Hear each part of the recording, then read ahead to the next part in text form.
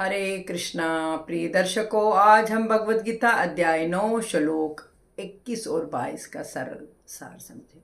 प्रिय दर्शकों, जैसे कि पिछले श्लोक में भगवान कृष्ण ने हमें बताया कि वे ही सूर्य का ताप, वर्षा, अमृत और मृत्यु है। साथ ही उन्होंने हमें ये भी बताया कि जो लोग स्वर्ग की इच्छा से वैदिक कर्म करते हैं वे पुण्य के आधार पर स्वर्ग को तो प्राप्त कर लेते हैं, लेकिन वह सुख स्थायी नहीं होता है।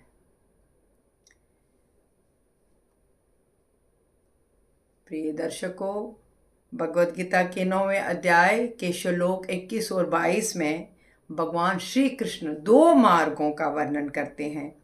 एक स्वर्ग जैसे स्थायी सुखों की प्राप्ति का मार्ग और दूसरा अनन्य भक्ति द्वारा भगवान को प्राप्त करने का मार्ग। इन श्लोकों में भगवान अपने भक्तों के प्रति विशेष प्रेम और संरक्षण का वचन देते हैं। श्लोक 21 में भगवान बताते हैं, स्वर्ग में सुख भोगने के बाद जब व्यक्ति का पुण्य समाप्त हो जाता है तो वह पुनः मृत्यु लोक में लौट आता है। इस प्रकार इच्छाओं से प्रेरित होकर कर्म करने वाले लोग जन्म मरण के चक्र में घूमते ही रहते हैं।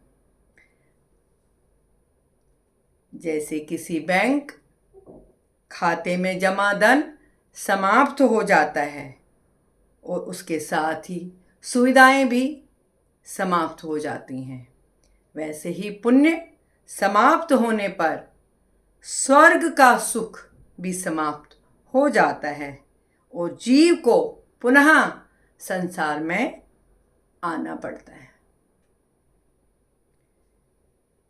श्लोक 22 में भगवान कृष्ण बताते हैं कि जो भक्त एक आग्र मन से भगवान का निरंतर स्मरण और भजन करते हैं, उनके योगक्षेम अर्थात आवश्यक वस्तुओं की प्राप्ति और प्राप्त वस्तुओं की रक्षा का भार स्वयं भगवान उठाते हैं।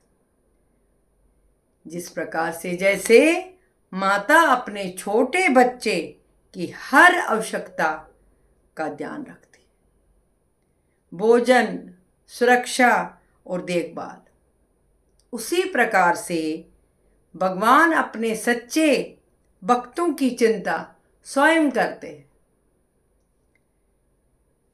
प्रिय दर्शकों, इन श्लोकों से हमें यही शिक्षा मिलती है कि भौतिक सुख और स्वर्ग भी अस्थायी है, ना रहने वाला है, परंतु भगवान की अनन्य भक्ति स्थायी शांति और दिव्य संरक्षण प्रदान करती है। जो मनुष्य पूर्ण विश्वास के साथ भगवान को अपना आश्रय बना लेता है, तब उसके जीवन का भार स्वयं श्री कृष्ण उठाते हैं।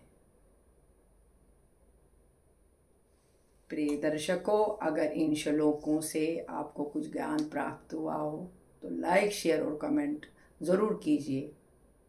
मिलते हैं कल और एक ऐसे श्लोक के साथ। तब तक के लिए खुश रहिए, स्वस्थ रहिए, गीता का ज्ञान बढ़ाते रहिए। श्री कृष्ण की कृपा आप पर और आपके परिवार पर हमेशा बनी रहे। जय श्री कृष्ण।